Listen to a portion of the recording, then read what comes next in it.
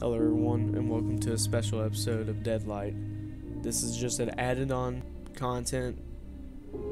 You don't even have to watch this if you don't want to. But if you don't want to hear me read, that's fine. But we're going to read Randall's diary. There's also a whole bunch of hidden secrets and everything. But I'm just going to be focused on his diary. That's all. And we'll see if I have all the pages. So let's see. I'm just making sure I got all the pages.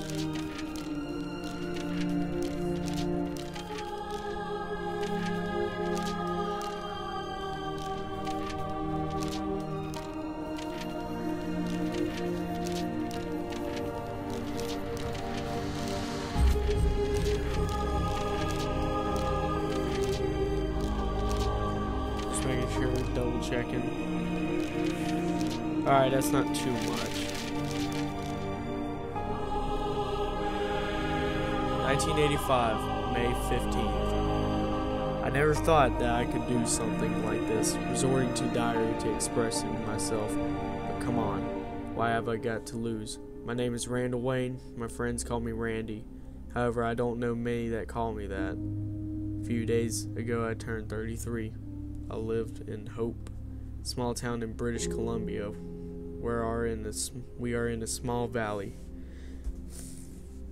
surrounded by nature, which is situated in the southwest of the great country called Canada. Here we have everything we need to be happy. If you compare my town to the other cities, they're garbage. If I speak about those cities that I see on TV, Hope always seems the best place in the world for a man like me. My work also keeps me happy. I'm a part warden. That explains the very end of the game. Right here in the mountains, my work requires me to spend a lot of time far from home and to be in direct contact with the trees and animals. I normally hike up the mountain by myself. Man can trust the mountain. The mountain never disappoints you. I don't need anything else. Sometimes having someone close is dangerous. Ordinary people speak too much and always disappoint you in the end. May 19th. I just read what I wrote the other day. It seemed like I'm an irritable person who doesn't get along well with others, but that's not true. I think I'm happy. I've turned 33. With 33 years behind you, you live too long and at the same time too little. I have a big family, Shannon, my wife, and my wonderful person.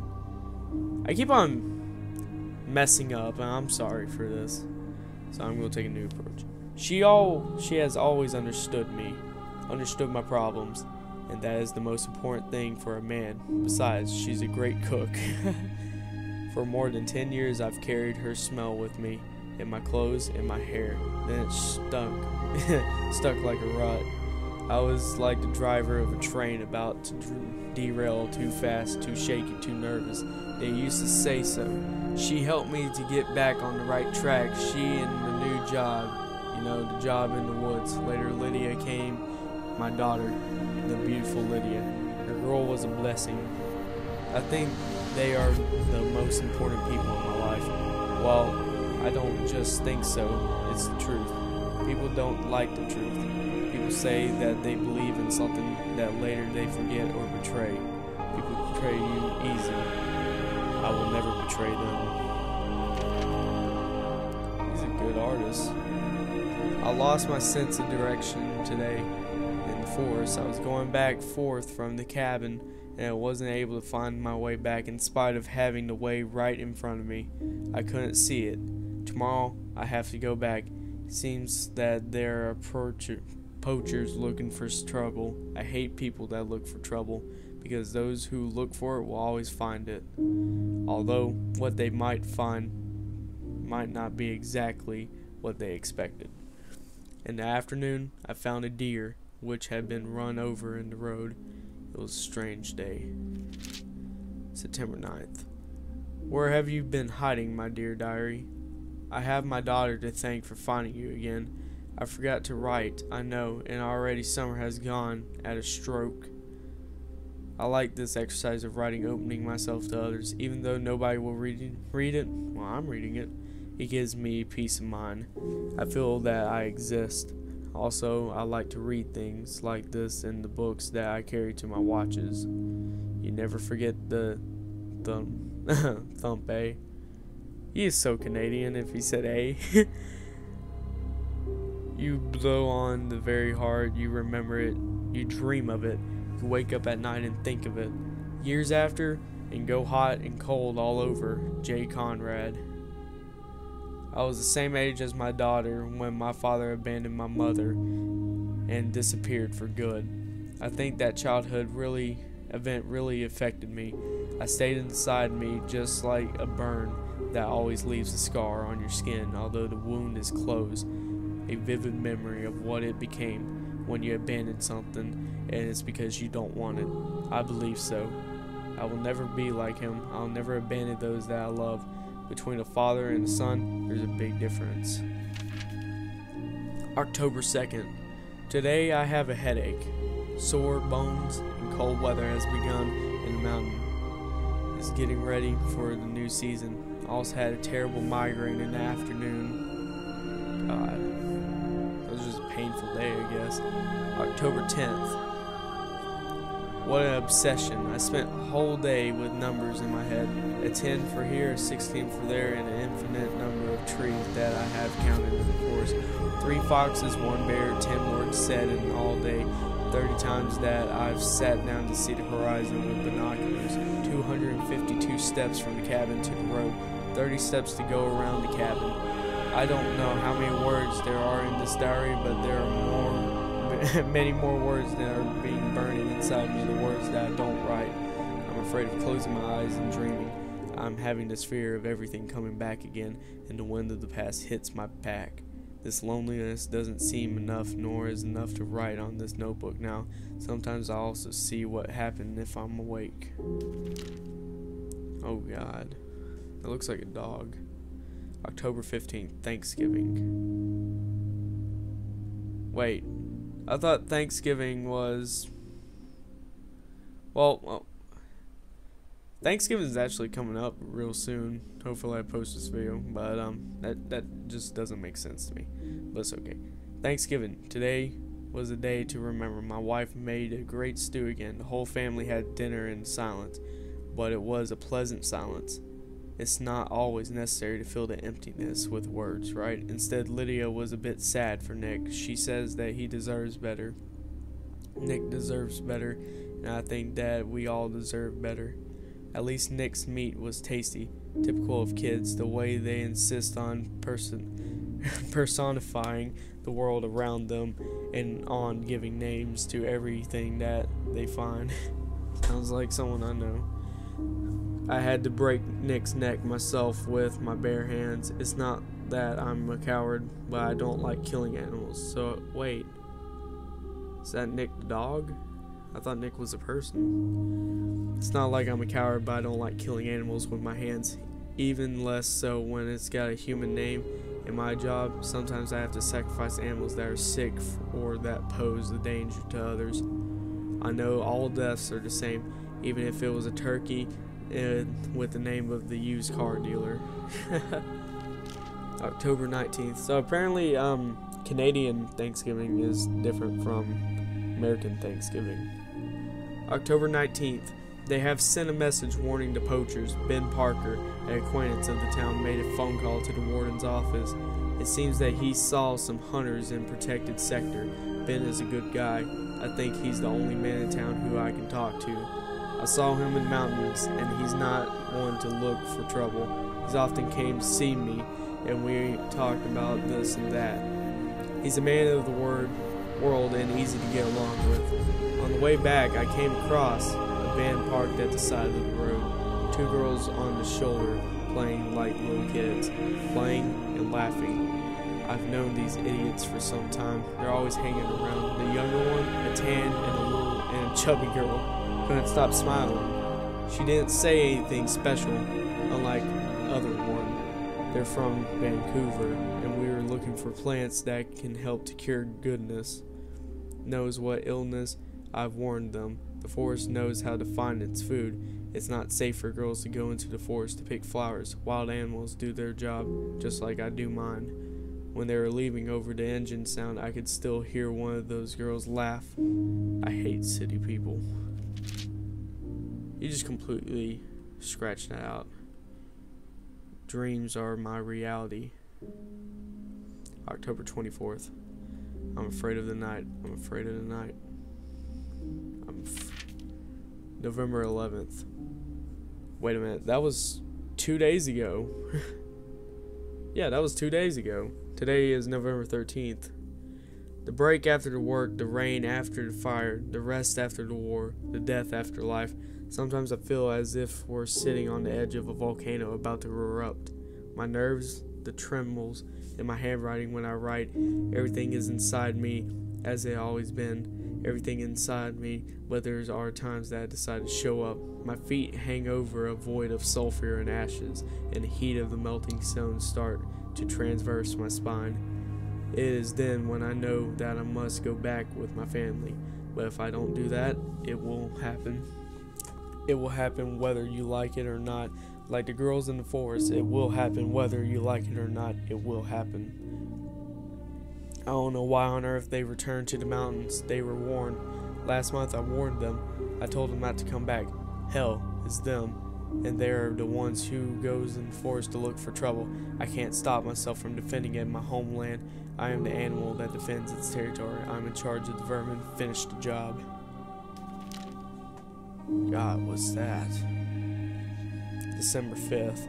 In spite of the migraine, I may still be able to forget everything and be only aware of the good things inside me. When my maternal grandmother, who was already over 80, died, the only person she had besides her was a nurse. The old woman lived alone and died alone.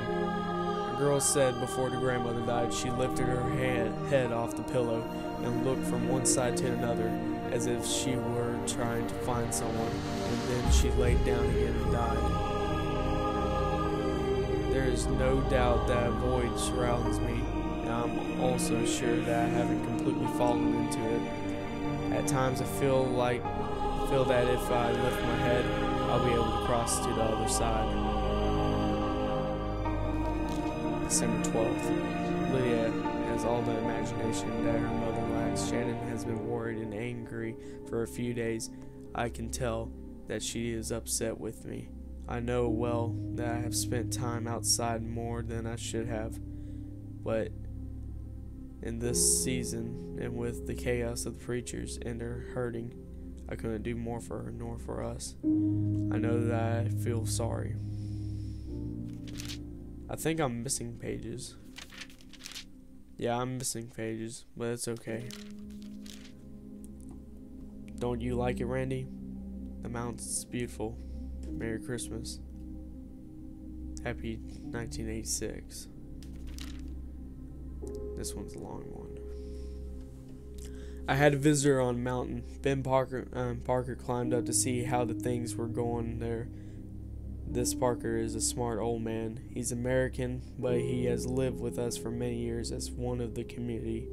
Ben was born in our neighboring country and fought against these commies in Vietnam. When he returned home, he wasn't made to feel welcome and had to look for a new home.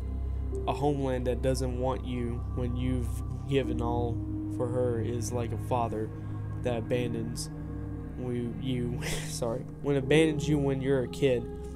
He came here for his wife, who was ill. The air of the mountains is good. We can breathe, people say. However, it didn't help much, and she passed away quite soon. Ben works as a pilot. He helps out with helicopter rescues.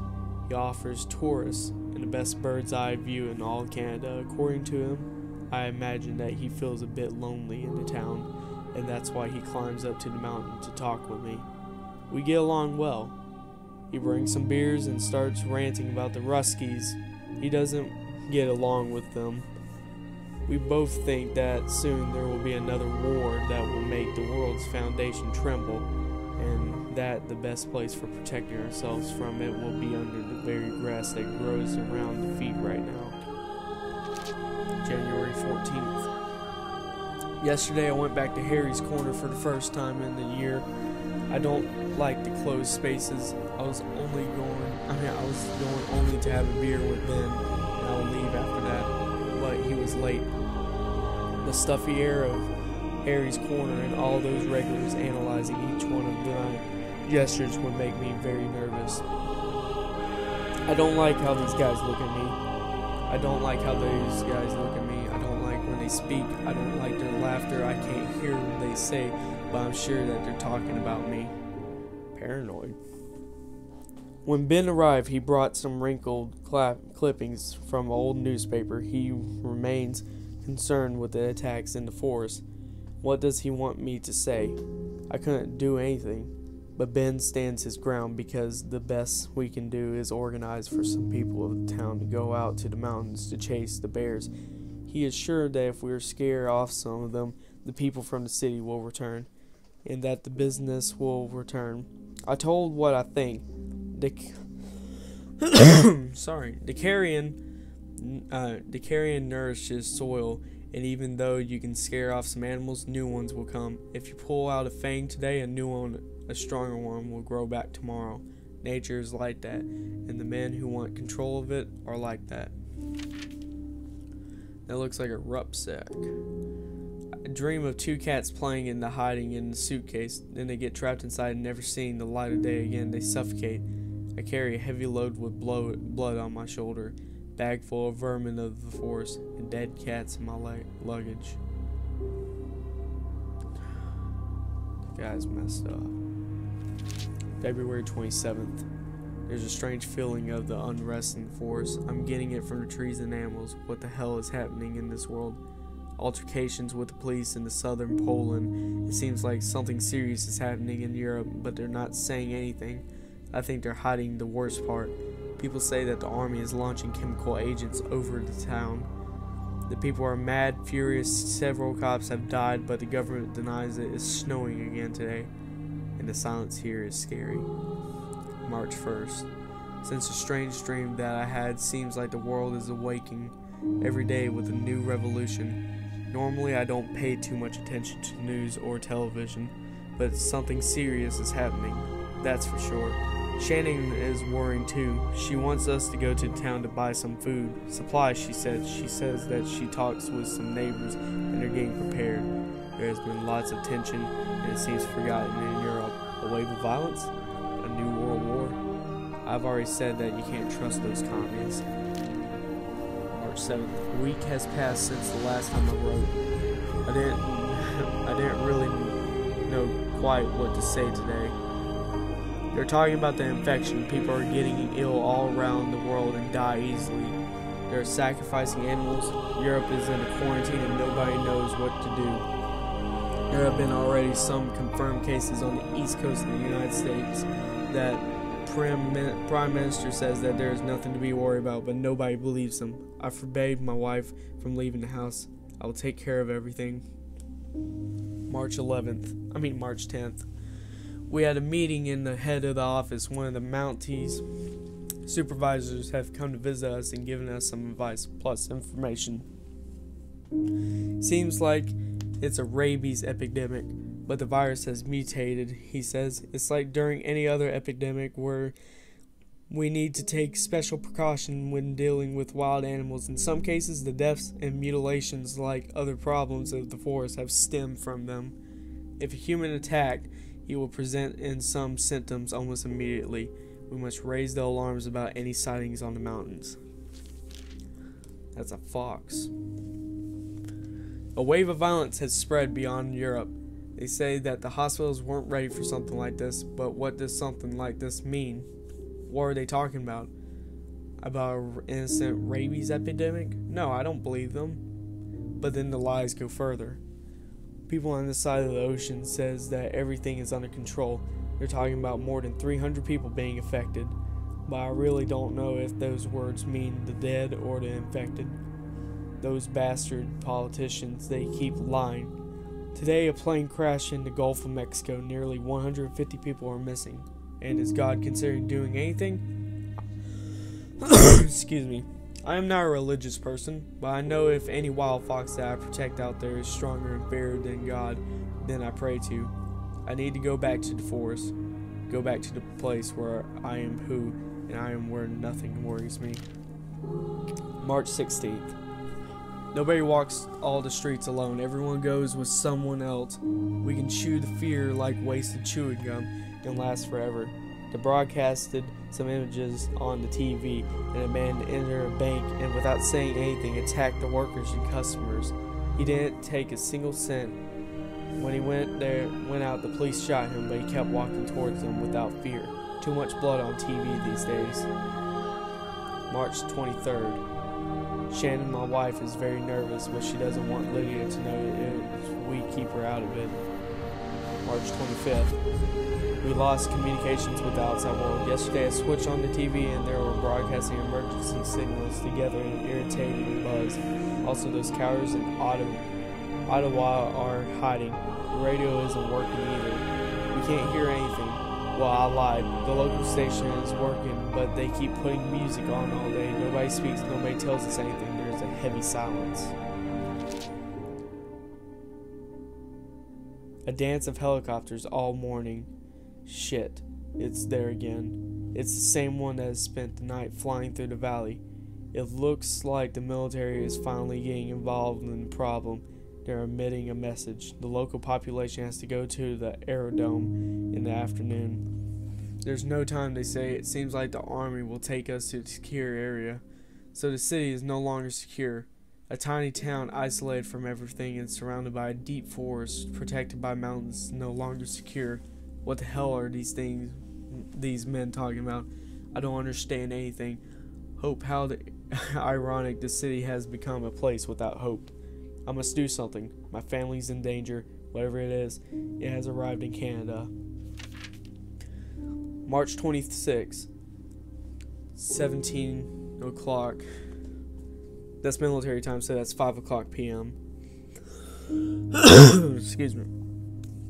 I went down to the city and tried to speak of some sort of men. People running, gathering around, and stepping on each other. There are hundreds of suitcases and memories on the side of the road. People piled up their cars by the road that led to the Hope Aerodrome. There's military everywhere. They're trying to organize the families and make them pass through the control points. It's terrible. I saw how they killed an old man from the town right in front of me as the desperate cry of his wife and his two sons rang out. A dog barked when he walked by. There was something in his eyes of an animal, as it detected or smelled something that only a dog can sense in a human. They undressed him, and he had his chest injury, which he tried to hide with all of his strength. A gunshot to the head, and his life ended. What should I do? Should I follow these in authority, believing in the words of those liars? Or should I escape to the woods with my wife and daughter? I don't know what to do. I don't know what is the best for us. I need to go back. I need to take care of the problem. In my own way, I must find a solution to all this. I'm desperate. I need to breathe. I need air. My head is going to. April 20th. I haven't read anything for quite some time. Our town was overrun. I fought with Ben and the other men out of the barricades. We're useless, and there's no stopping them. When I got back to the house, Shannon and Lydia had gone just like everyone else. There had been a mass exodus from the town of Hope. Parker and I followed, and since we haven't separated even to answer the calls of nature, we walked through the forest fleeing the catastrophe, channeling our remorse until we reached Vancouver. We thought in big cities things would be better. Things would be different. That's what we'd had for our people. How naive we are. Vancouver is unrecognizable. There's no food, no fuel, no hope. We ran away, taking shelter like animals, barely sleeping. There are 100 of these things everywhere. Shadows. That's what we've called them since it started. Shadows that lived in the darkness, that once had a human form, that once belonged to men. Shadows of life has ended, and their sinister wails torment us night after night. I think of Shannon and Lydia every second. They're out there somewhere, frightened and on the run. Talk about looking for a needle in a haystack. I missed them so much. Today, Parker and I discover a group of survivors. They have been hiding since the city collapsed more than a month ago. Like in Hope, they no longer have water and food. They're scared. They drift around the city suburbs for a moment. They're about to kill Ben and me. The group is composed of 2 adult males, 2 women. They are armed. One of these men is a cop, and he is very old, and the other seems like they never shot a gun in his life. He looks like a university professor, redhead, skinny cannon folder. The women are twins, young.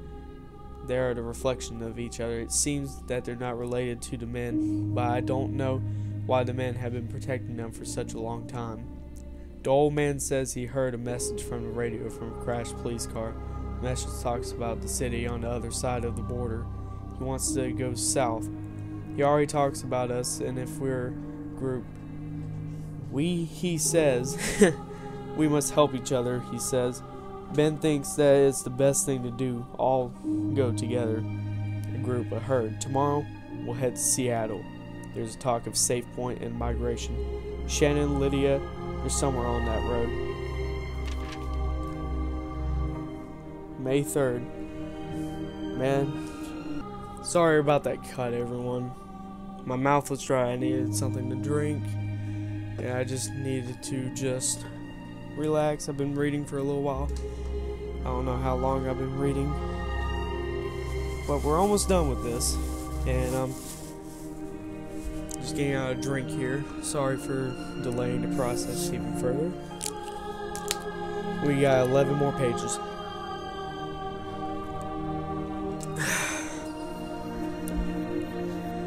Ben and I made strange discoveries. Tonight we hid them in the basement of a clinic. We will be safe there, Ben said. We entered before the rest of the group, but it smelled bad.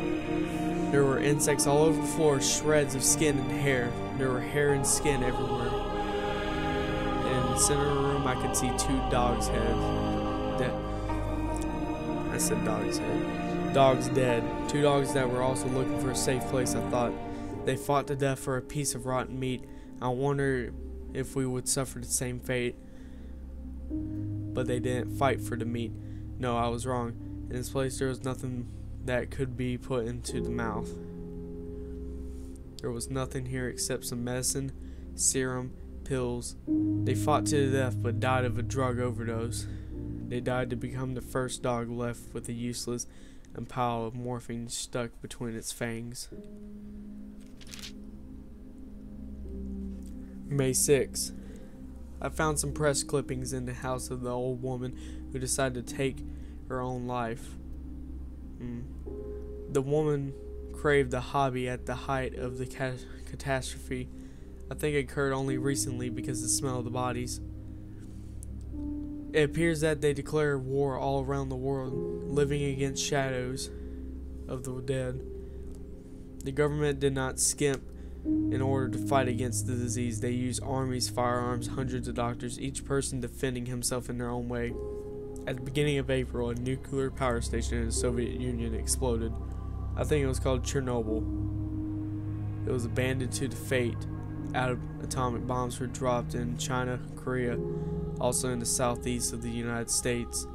It seems for a few days the world became a gigantic fireball. I don't know what we were going to find in Seattle. On the road, you meet all types, but they're all heading to the same place. Safe haven, safe point. It's on the radio, they say. Well, that's where we're heading. May 14th. Surviving is not child's play, particularly with darkness falls, nights repeat themselves. Over our travels never begin. We travel slowly, stealing fuel in abandoned cars. Sometimes we come across the shadows. Other times we must confront them. You must shoot them in the head. That's all. This is the only vice that God gives us to survive his apocalypse of the dead that wake up and walk. But if it's true that they are not alive, why do you need to feed on us? Now the nightmare doesn't end at surprise. We woke up at dawn in the abandoned barn next to the survivor group of Seattle. Together with Ben, the twins are not sleeping this time. No, instead, they're screaming. They're screaming outside. The university professor was outside for his watch. The university protector had been attacked while he was watching over us. A bite on his arm. He was bleeding. We cleaned up the area later. A redhead guy, the damn university professor, bled to death in front of us, and he stopped breathing. We all knew what was going to happen next. Every single one of us had to sacrifice him. I believe that's Lydia. I think I'm going crazy. 2 nights ago, when the group stopped the rest in the dive that we had to secure, I heard a noise in the back room. It wasn't a normal noise, it was a child's voice. It was a children's voice. A little girl's voice. Nobody would believe this, but after experiencing what we had lived with the dead, I'm sure that once the voice of my daughter. I went to the back room. I could see her in the half-life. Lydia was there. Her eyes were like torches shining in the dark. She was dressed like before, like a princess. Somebody switched on the light and Lydia wasn't there no more. The hallucination disappeared. It was Carla, one of the twins who stole my daughter's voice and was dressed like her and called for me into silence. I don't know what's going on. I can't trust my senses anymore. June 7th. Lydia, Shannon, names that I can't forget.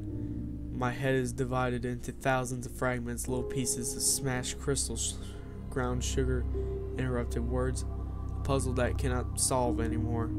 There's no future. These are days without tomorrows. July 1st. When I was younger, I could remember everything, things that happened and did not happen. Now I have to look through these pages if I want to find my memory. We can see the city from far away and everything we heard about seems true. Seattle is a ghost town. You'll never find a place that's nice and peaceful because there isn't any.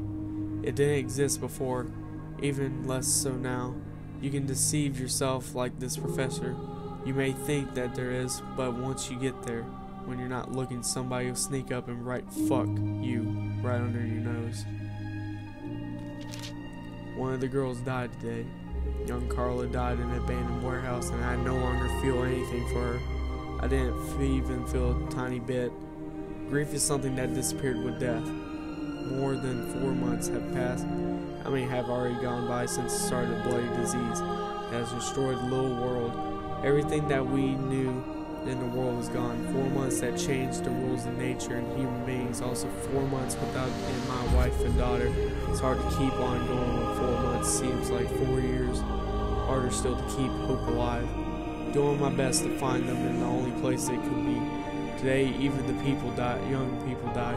And the things that still puzzle me the most is that some keep living, or whatever they call the condition that they're in. We are survivors of a fading world.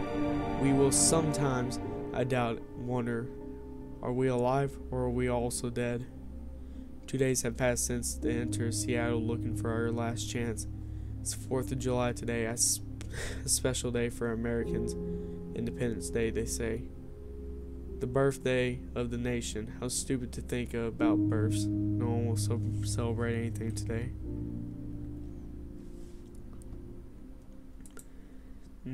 That was the book. Hopefully you sat through that. If you didn't, it's okay. I don't blame you. I personally wanted to read it because I was interested, but just so that you wouldn't have to read it either. But if you never really even played this game, you just want to find more about. I actually know more about Randall now, more than anything, and I see all the contradictories that happen. But it's been a MIsogi. Oh yeah, I need to apologize for the language that I said. I'm sorry for all the language that I said. It's just in the book itself. But it's okay. Just get caught up with the moment. It's been a MIsogi Productions. Keep it pure. Peace be with you. Sayonara. Hello everyone. Hope you enjoyed the video. Please leave a like, add to your favorites. And it doesn't hurt to subscribe to some MIsogi either. But for the best quality and best performance, turn it to HD please. Trust me. But like always, it's been a MIsogi Productions. Keep it pure. Peace be with you. Sayonara.